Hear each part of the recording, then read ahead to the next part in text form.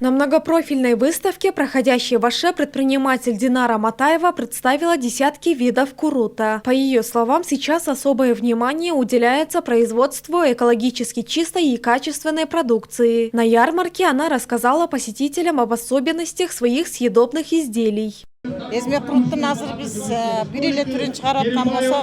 Раньше мы производили только один вид курута, теперь выпускаем разные варианты. Из полукилограмма сырья получается 5 литров курута, из килограмма 10 литров. Очень удобно для угощения гостей. Также начали выпускать конфеты из курута и курут с топленым маслом.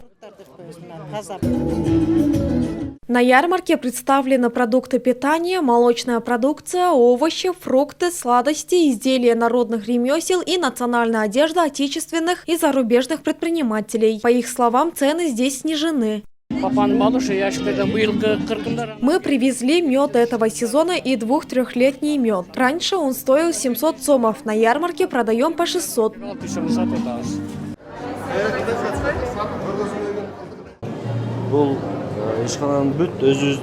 Вся наша продукция отечественного производства – электрощиты, пожарные щиты, металлические изделия. Мы производим эвакуационные люки, которые используются государственной ипотечной компанией, а также решетки для вентиляционных шахт здания НТМ Кордо.